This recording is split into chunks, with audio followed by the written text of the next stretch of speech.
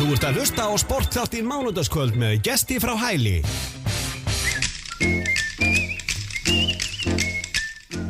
Já, sportþátturinn með ykkur hérna á þessu mánudagskvöldi og við erum með á línunni aftur Jón Björn Ólafsson núna fyrir körfuna og það var aldeilis fjölbreytileikinn hérna hjá nú Jón Björni. Kottu blessa og sætlaðu ekki? Aftur. Sörlinur, það er þetta með þessa mörgu hatta. Hvað segirðu? Það er þetta með þessa mörgu hatta, sko. Já. Bara. Þú ert greinilega fjölhæfu maður. Já, ef ekki segja það bara. Já. Herðu, nú er nýbúið að opna félagskiptagluggan og fleira þarna í körfunni. Er eitthvað, búið að vera eitthvað lætið þar? Það er búin að vera einhverja trakteringar. Já. Búin að missa heldur betur drottningu af Suðurlandinu. Já, 2 meira þess að. Já, Marín Laufey ákvað að skella sér til Keflavíkur og Fanny Lind í bæinn til Vals. Þannig að en Hamarsmenn, þeir liggja nú ekki óbættir hjá Garði, þeir fengu Salbjörg úr Njarðvíkunum. Þetta eru vissulega 2 óbærslega sterkir leikmenn í Fanny og Marín sem eru að fara. Og jú, við vissum það svo sem þegar þetta tímabil væri á enda að væri nú yfirgnæfandi líkur á því, eins og þú skúpaðir, að Ragnar myndi nú segja skilið við Ísland. Já. Hann er að fara í Sundsvall og hann þeir eru margt lengur síðan að það var ljóst að Elvar Már og Gunnar Ólafsson væri á útleið í nám til Bandaríkjanna. Sömuleiðis með Martin. En hvort að það sé endalega koma hreint með hvaða skóli það verður, skal ég nú ekki segja, það nú veist ekki alveg 100% skils mér hvað það verður, sko. Nei.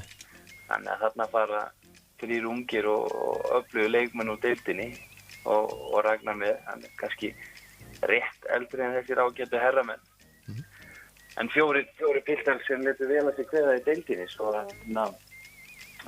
nú opnast bara tækifæri fyrir aðra til að láta ljósið skína. Já, en það er ef að vantar náttúrulega... Núna bara í vikunni líka, var það ekki, Darrell Lewis, hann sagði skilið í Keflavík og hann vill norður. Já. Í Síkið. Nákvæmlega. Þá mætast þeir þarna bræður, Darrell Flake og Darrell Lewis, báðir með íslenska ríkisborgararétt, þannig að stólarnir eiga inn í Bandaríkjamann. Þannig að þeir getur verið með hörsku sterkar aðra, náttúrulega með fyrir Helga Rafn og Pétur Rúnar, Ingvar. Og já, ég hugsi reynir nú að dobla Hrein Birgis heim, þannig að sjá hvað setur, þetta getur verið skruggulið hjá. Ég held að fari engin marblettalöðis úr Síkinu á næsta tímabili. Nei. En hvernig með þetta Fjölnisli kallalið hérna, ég var að skoða karman.is, eru þeir að fara í úrvalsdeildinni í dóminusdeild kvenna eða? Dömubóði. Já. Þessum drengir hafa nú brallað mast í gegnum tíðina, en ég heldur hafi toppað sér þarna. Menn vílaði ekki fyrir þeir að henda sér í kvenmannsfönd, þeir eru öryggir með sitt og sem er bara gott og blessa, skemmtilegt upp og tæki. Já. Ég held að þessu fáið sem hafa fatt upp á þessu. Ég getur svarið það, mér fannst Ægir Þór ekki bara ósvipaður Vigdísi Gríms í rithöfundi þarna. Nei, nákvæmlega. Og svo er komin líka nýr þjálfari af KR. Já, Finnur Jónsson, Borgnesi tekið með, hann ætlar að keyra á milli. Já. Þannig að ég gerir fastlega ráð fyrir hann eftir að vera með blísbæst eirun við sportátti. Já, og það er engin spurning. Í langakstri sínum þjóðveginn. Það eru forvindið að sjá hvað svona hann er fram að færa í kvennaboltanum. Hann er búinn að vera aðstoða Pálma, meðal annars var með Pálma þegar þeir voru með Skallagrín í fyrstu deild og fóru upp og var við Pálma þegar þeir voru í úrslitakeppninni og þessum barningi síðustu ár. Þannig að hann er svo sem engin nýgræðingur í þessu, þó sem í fyrsta skipti svona að fara í skipstjórastólinn í úrvalsdeildinni. Hann var líka með 18 ára kvennalandsliði núna á Norðurlandamótinu og að gera fína hluti með þá. Hann finnur einn af þessum upprennandi þjálfurum hjá okkur og getur svo sem deilt það hvort hann sé ungur, 35 ára gamall maðurinn. Þannig að Það verður fórnulegt að sjá og í þessari tilkynningu sem kom frá Káar með þessa ráningu þá kom það fram að Yngvi fráfarandi þjálfarinn meistaraflokksins, hann ætlaði að fara einbeita sér enn frekar að uppbyggingarstarfi yngri flokka kvennamegin í Káar-körfunni. Og það hefur ekki verið vanþörf á. Karlaflokkarnir hafa alltaf verið atkvæðamiklir en eitthvað fámennara í kvennaflokkunum, yngri flokkunum. En það var fórnulegt að sjá hvernig Yngvar tekst til þar. já. En það búið að vera heldur betur fjör á yngri landsliðunum okkar? Já. Og Norðurlandamótum? Já, ég var að fara núna, fór á mótið og þetta var sjötta sinn sem ég fer á Norðurlandamótið og þau hætta aldrei að koma manni á óvart einhvern veginn. Nei. Tökur í þessum hópum okkar. Við náttúrulega fengum einn Norðurlandameistaratitil með 16 ára landsliði kvenna og hann var svo fyrsti síðan að 2004, fyrsti og eini Norðurlandameistaratitil kvenna og náttúrulega Helena, Bryndís, Ingibjörg og Margrét Kara og þær sem voru í 2004 liðinu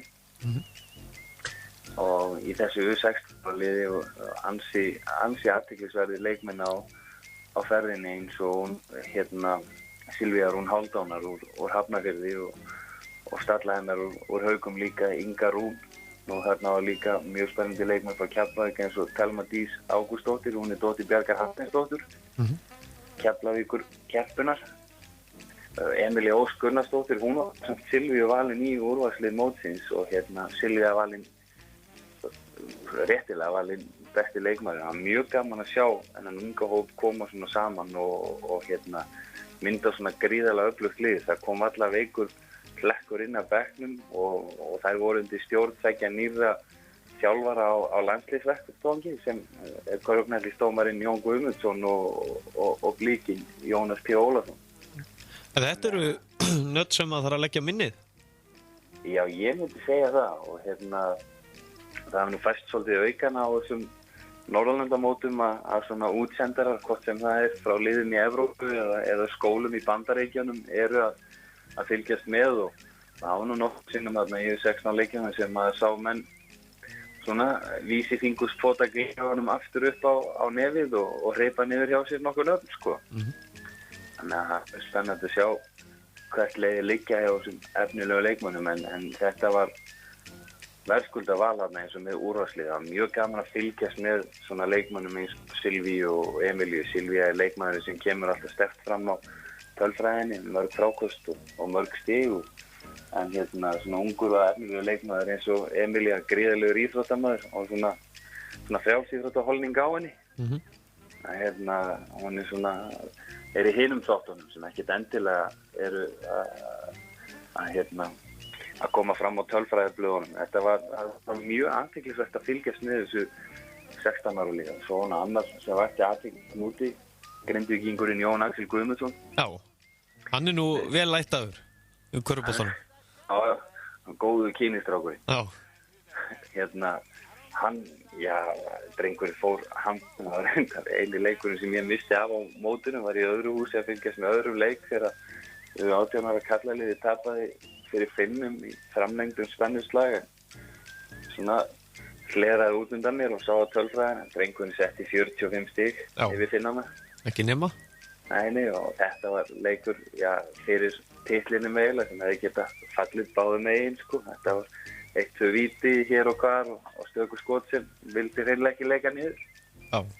Þannig að þeir fengu silfurverðlaunin og spennandi strákar þar á ferðinni. Nefndu Pétur Rúnar sem er að spila á Sauðárkróki. Efnilegur bakvörður og meðal annars Kári Jónsson, sonur Jóns Arnars Ingvarssonar sem er þarna. Hann er á yngra árinu, hann verður með 18 ára lið á næsta ári. Og þetta eru margir sterkir spilarar þarna. Eins í U16 liði stráka og 18 ára liði kvenna og svo sem alla að kynna margar hverjar úr 18 ára liði kvenna sem er nú búin að vera að gera víðreist í Dóminósdeildinni eins og Sara Rún og Sandra Lind, Eva Margrét og Stykkishólmi, Íslandsmeistari og þar liðsmaður á tímabili, Guðlaug Björt úr Njarðvík. Þannig að það voru allar mjög sjóar, áttu hörkuleiki þarna, hefur verið að setja sig við fjórða sæti. Já. En hvernig En hvernig svona leggst í því, veist, eins og fyrir næsta tímabil, erum við að fara að sjá þessa krakka bara vera að spila með meistaraflokkunum sínum alveg? Já, örugglega eitthvað. Ég fæ ekki séð að verði neinn breyting á þessu 4+1 umhverfi. Þannig að við höfum eflaust eftir að sjá nokkur svona ný og fersk andlit. Nú bara í kvöld voru Garðbæingar að tilkynna að Brynjar Magnús Friðriksson sem var byrjunarliðsmaður í 4 af 5 leikjum á U18 ára liðinu á Norðurlandamótinu. Það er eitthvað hlé á því að hann ætli sér út í Bandaríkjanna í menntaskóla, þannig að hann verður með þeim í vetur og forvörnin er eftir að sjá hvernig Hrafn mun og notan í úrvalsdeildinni. Hvort hann standi sér nú ekki örugglega, því að hann átti mjög líbra og góða spretti á Norðurlandamótinu. Skemmtilegt mót, Norðurlandamótið og óskandi bara að umhverfið hjá körfunarsambandinu batni, og mjög ánægjulegt í dag að þeir tilkynntu nýjan samstarfsaðila sem var frábært eins og á yngri flokkana. En það vantar ekki að það mætti alveg bara huga að því að greiða leið þessara öflugu yngri landsliða okkar fyrir það að komast í Evrópuverkefni. Það eru jú þau sem gefa mun fleiri leiki af sér heldur en bara 4 leiki á jafnmörgum dögum eins og á Norðurlandamóti. Vissulega gott mót, föstum skorðum og búið að vera haldið þarna 12 ár í röð í Solna í Stíkisólmi. En á Evrópumótunum þá færðu að mæta stærri og sterkari andstæðingum og það er jú eina af leiðunum til þess að verða betri. Svo að væri óskandi ef að væri eftir að taka höndum saman að koma liðunum út og til þess þarf þetta fjármagn. Það er skortur á því í íþróttahreyfingunni, það er svo sem ekki að tyggja það á í fólk. Nei, nákvæmlega. En hvað er einhver svona stór nöfn sem þú býst við, hvaða lið eru svona að fara heldur í sumar að vera svona mest í því að fara að bæta við sér leikmönnum? Hefur þið heyrt eitthvað utan frá því með það? Aðalega það sem er komið, það var athyglisverð tilfærslan frá Egilsstöðum og alla leið til Keflavík. Þau eru ungir og öflugir strákar þar á ferðinni með reynslu úr yngri landsliðunum, Andrés Kristleifs og Eysteinn Bjarni. Það verður forvitnilegt að sjá hvernig við munum pluma sig í úrvalsdeildinni. Áttu flottar rispur með hetti í fyrstu deildinni, en eins og flesti þekkja þá var nú umtalsvert stökkið þarna á milli deildana. Þeir getur fengið óvænt stór hlutverk því að það eru búið að höggva hann sem myndaleg skorði í Keflavíkurliði. Magnús Þór er farinn, Darrell er farinn og Gunnar Ólafsson einnig. Og svo náttúrulega veit maður ekkert hvort að Keflavík ætla að reyna að fá Michael Crayon aftur, en við þekkjum öll hann sem ígildi erlends leikmanns og þá er sem svona standastónu snúningin í deildinni, sko. Það vantar ekki, en ég myndi segja að Keflvíkingar eftir eitthvað að gera á leikmannamarkaði. Já, svo náttúrulega veit maður ekkert hvað Benedikt Guðmundsson gerir, hann er útrúlegur í að veiða ykkur að stráka. Já, hann er búinn að landa einum af Suðurlandinu. Já. Oddur Ólafsson ætlar að snúa aftur svona skástrík heim, hann spilaði jú svona skástrík Hamar Þór í yngri flokkunum. Sameiginlegu liði þar og hann er virkilega búbót, en sko þú kennir ekki stæðis, þannig að missa 218 cm teiknum er mikið högg fyrir Þórsliðið. Já. Gríðarlegt högg, ég er nokkuð vissum að þeir reyna að keppast við það að halda strák eins og Sóvits sem er gríðarlega reyndur og ætti að geta svona deilt af reynslu sinni fyrir þennan unga hóp sem er Þorlákshöfn. Það voru gaman að fylgjast með til dæmis hvað Halldór Garðar gerir, hvernig hann kemur undan sumri.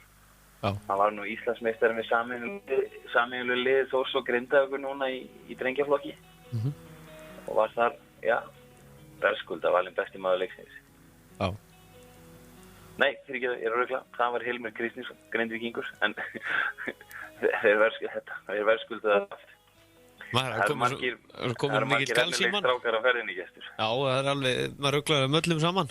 Já, það manga til maður fara að sjá það í úrvalsdeildin og svona sjá úr hverju eru gerðir. En svona eins og við ræddum á þann, ætla að lega mér að segja bara Tindastóll verði með sterkt lið.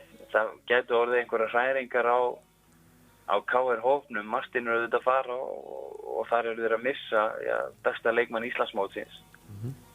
Eitt besta leikmann deildarinnar. Pavel er búinn að gefa það út að það muni þurfa að koma ansi mikið til ef hann á að fara frá klúbbnum og þá að vera að vísa kannski í einhver erlend samningstilboð. Og svo veit maður ekki hvað svona jálskarnir og kempurnar gera. Strákar eins og Jón Orri og Ingvaldur Magni. Hvort þeir hafa alltaf kveðja eftir þennan síðasta titil eða hvort þeir taki slaginn áfram. En það er eitt sem er alveg næsta víst og það er eftir að verða einhverja trakteringar í sumrinu sko. Eitthvað meira þó að hansi stóri bitar hafi farið á stað eins og Austin Bracey hafi farið úr fyrstu deildin og yfir í Hólminn til Ingaþórs. Að þá einhvern veginn rennur á mann þá grunur að þessi sé hvergi nær í lokið. Nei. En svona í lokin í þessu spjalli þá var ég að spyrja þig, þú reyndar kannski, það er NBA Finals, erstu búin að ná að fylgjast eitthvað með því eða? Já, ég er búinn að gera 2 heiðarlega tilraunir til þess að sjá fyrstu leikina í beinni. Já. Það hefur ekki gengið eftir. Nei. Svo ég er svona daginn eftir gaurinn. Já. En ágætt að vinnur okkar, LeBron James hafi nú náð að svara þessum krampagagnrýnisröddum. Hann vill oft bregða við að gleymist að hann er jú líka mannlegur, þó hann sé ofurmannlegur. Já. En nú er þetta bara í aft. En ég vil að Spurs vinni. Já, maður verður... Ég finnst einhvern veginn eins og það væri sigur körfuboltans. Já, og það er svolítið gaman að því, en svo er bara spurningi hvað ætla Tim Duncan og þessi kallar að vera lengi af? Ég sé þetta spilast þannig að þetta verði síðasti titillinn á Spurs. Já. Og eftir það takir við hnignuna skeið hjá klúbbnum. Já, það er búið að segja það í mörg ára, það verður hnignuna tíð. Ég held að það sé komið að þessu núna. Jálskarnir eru bara orðnir svolítið vel trektir, þeir eru veðraðir og einhver tíman reyðgar bryggjupólinn þó að standi snúning feltunni ansi lengi sko, en það kemur á endan. En Ári, hvað sjáum við Charlotte Hornets í NBA Finals? Já, hinkar það nú við. Það er bara ekki svo langt okkar tilkallin. Já. Nú eru Hornets bara komið aftur. Já. Það er búin að vera að fylgjast með þeim hérna og svoleiðis að gera hvert góðverkið á fætur öðru þarna fyrir grunnskóla og samfélagi í heilsinni. Þeir eru bara í örgustu markaðsherferð. Þannig að þeir eru að skapa þarna einhverja velvild með sér og ekkert nema jákvætt að frétta þeim. Það svo sem vantar ekki að það mætti alveg á eina bombu í viðbótin í liði sko þó að Big Al hafi átt frábært tímabil og Kemba Walker séðan þá þess manni vantaði eitthvað eitt stórstafn og ég held að Jordan sé nú alveg eigandi í það að Shanghai einhvern NBA talent til sín sko, einhvern einn í viðbót í úrslitakeppninum núna og þeim var sópað að þetta er aldeilis framför og 3 árum frá því að vera að setja með lagasta árangri NBA söguna sem Sixers betur fyrr eignuð sér heiðurna núna. Já. En þetta 3 ára ferli hefur verið ekkert nema bara upp á við. Það voru forvindilegt að sjá hvort að Jordan tækist ekki að fara með klúbbíli en lengra. Maður er bara hóvar og maður biður þá kannski undanúrslit eða úrslit í austrinu. Komast upp úr 8-lega. Já, nákvæmlega. Sjáum svo til. Já. En ég sagði það fyrir 3 árum. Það verið 5 ára í að myndi vinna titil. Já, við skulum bara reyna að halda okkur við það, er það ekki? Já, við setjum puls og kóka það. Já, nákvæmlega. Jón Björn Ólafsson, þakka kærlega fyrir að gefa okkur svona langa tíma og við endum eins og sjálfsögum á Charlotte podcast-lagi. Þakka kærlega fyrir. Blessaður. Blessaður. So delightful, mesmerizing, hypnotizing. Game so thrilling, never stop, so you can hear the crowd screaming from the parking lot. It's a CHARLOT.